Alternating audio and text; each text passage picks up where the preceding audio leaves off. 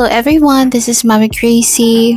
Welcome back to my channel. For today's vlog, I'm going to share our experience nung umuwi kami ng Bohol last year. So kukunin lang namin yun guys, yung mga things namin na naiwan doon. Hindi kasi namin nadala lahat nung umalis kami. Chance ko na rin para kumustahin yung mga kamag-anak ko doon. It's been 2 long years since umalis kami doon. So imagine guys, pag alis namin, 3 lang kami, now 4 na kami kasama tong bulilit na to. So I did my best para pagkasyahin yung lahat ng gamit naming 4 dito sa militang to.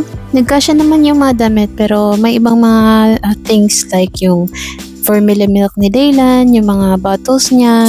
So, nilagay namin sa iba na bag, tapos si Dada na yung dala nun. Yung si Bunso kasi naka-exclusive breastfeeding, so walang problema sa kanya. Ito yung kagandahan ng exclusive breastfeeding kasi 24/7, ready tayo mga mi. Si Kuya Daylan kasi naka-bottle feed pa rin siya kasi hindi pa rin niya kayang kumain ng solid food except sa mga crunchy snacks. So, talking about snacks, of course, may dala-dala kami. So, in case gusto niyang kumain, naka-ready na siya. Mahal din kasi bumili sa labas, so ito na yung best solution. Hi, ang hirap talaga pag picky eater yung anak mo.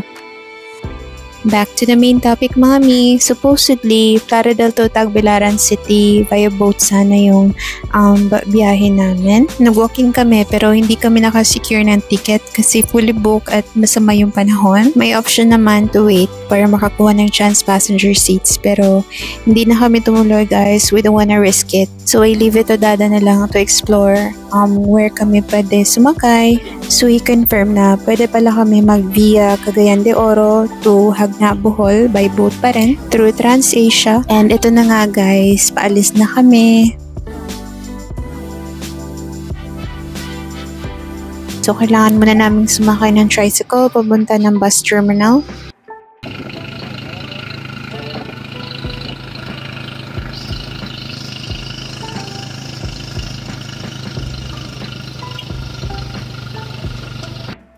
Nasa poblasyon lang kami, so malapit lang kami sa terminal. So mga around 5 minutes lang.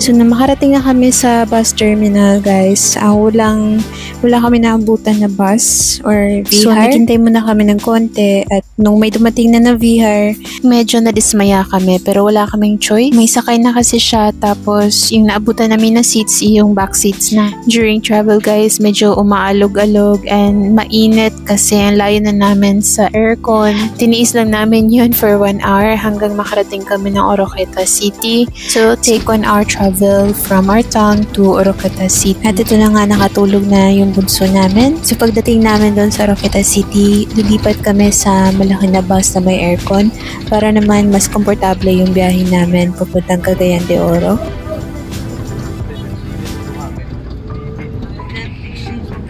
Nasa Oroquieta City bus terminal na kami. We're thankful kasi as expected, ang daming bus na pala namin sakyan papuntang Cagayan de Oro. Si Daylan naghanap pala ng milk, so dali-dali si Dada na gumawa ng milk. Nag-brunch na pala kami sa bahay, so ginawa ko, bumili na ako ng egg in case gutumin kami sa daan. Kasi mahaba-haba pa yung biyahe. Umalis na yung bus around 1 a.m. So from Oroquieta City, magta-travel kami ng 2 hours to Ozamis City.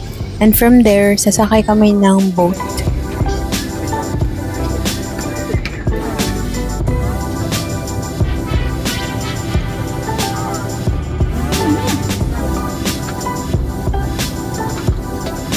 So this time guys, nakasakay na kami ng Roro boat from Ozamis City. So nasa bus pa rin kami. Pero yung bus nakasakay sa Roro. Nilabas pala ni Dada si Daylan ng bus kasi nagtatantrum siya, ang ingay. So nahiya kami sa mga passengers. Nakatingin na sa amin ang lahat. So pinakalma muna ni Dada sa labas. Hindi kasi sanay si Daylan sa mahabang biyahe tapos maingay pa. Meanwhile, yung bunso namin na si Dwayne, patulog-tulog lang. Tapos ganyan, kulit. So ito guys, sa Iligan City na kami. Konting kembot na lang at Cagayan de Oro na. So mga 4 PM na pala to nang nakarating kami ng Iligan City. Nag-travel kami ng mga 1 hour. more or less, papuntang Cagayan de Oro.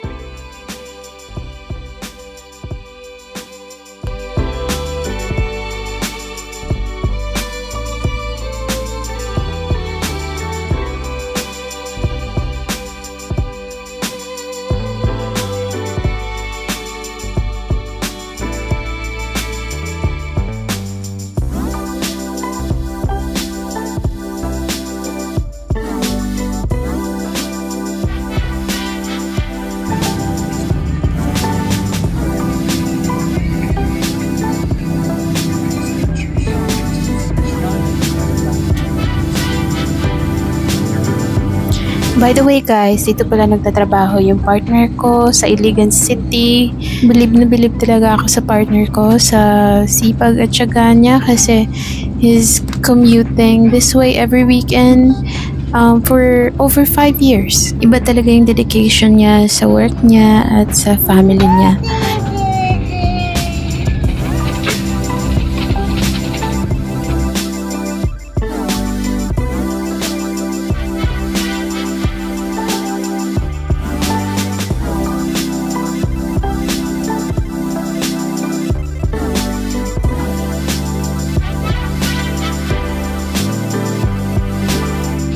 Kagaya na ta? At finally guys, nasa Cagayan na kami. Actually, yung boat trip namin pa Bohol is the next day pa. So basically, mag-overnight stay kami. Kailangan kasi namin mag-recharge kasi the next day, mahaba din yung biyahe namin. So it's gonna take the whole day then going to Bohol.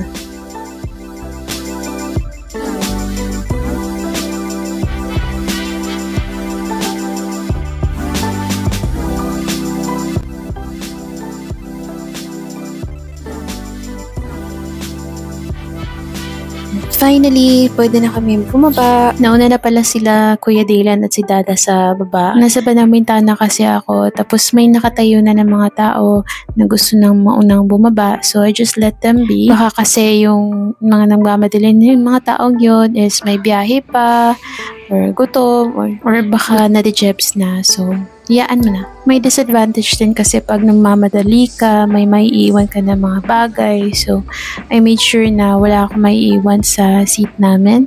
Anyways, the next day pa naman yung biyahe namin. So, relax na kami at this point. So, ito na si Dada tsaka si Kuya Dylan. So, kakagising lang ni Kuya Dylan. Pagod na to. Tapos, wala din sa mood kasi hindi nga siya sanay sa mahabang biyahe like this. So, galing dito sa terminal, sasakay naman kami ng taxi pupunta sa hotel. So, finally, the last transpo na sasakyan namin for this day. Grabe, super pagod namin guys kasi yung biyahe namin from 10 a.m. to 5 p.m. Extra challenging talaga pag magbiyahe kasama mga bata. Tapos ganito pa kahaba yung biyahe. So, ito na kami. Nakapara na kami ng taxi. At tinulungan na kami ni Kuya na ilagay yung bagahe namin. So, andito ako sa passenger seat. Dala-dala ko pa rin yung tubig. Ba? So, this time mga inaantok na talaga ako. Pero, push pa rin kasi konting tiis na lang at makakapagpahinga na rin. So, ganito talaga yung namin, yung style namin pag magbiyahe. Si Dada yung nakatoka kay Dylan. Tsaka ako kay Dwayne. At ito na nga mga surprise. Ang gulo-gulo ng buhok ko. So, ewan ko na saan ba yung tali ko. Pero yung focus ko talaga yung mga bata. Hindi ko na namalayan na ganito na pala kahagard yung Fesla ko, tay.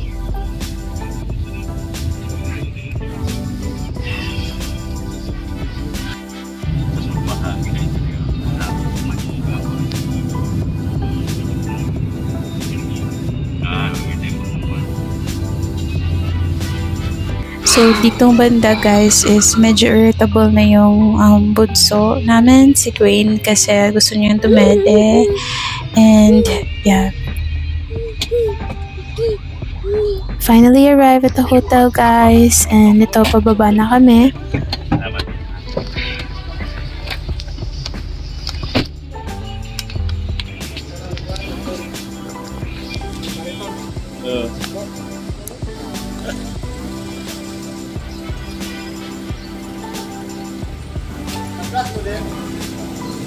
So, binaba na yung bagahe namin at tinulungan na kami ng guard, staff ng hotel.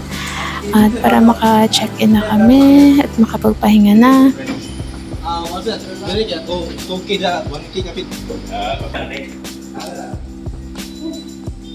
Okay, so while nagpa-process si Dada ng room namin, so yun, hintay muna kami ni Dwayne sa gilid and yeah, konting push na talaga at makakatulog na kami.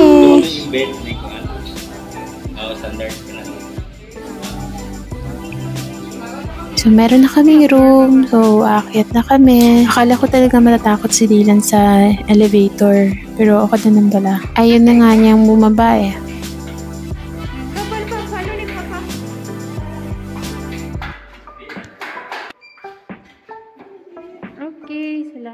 So finally, mga mi, nakapasok na kami sa room namin.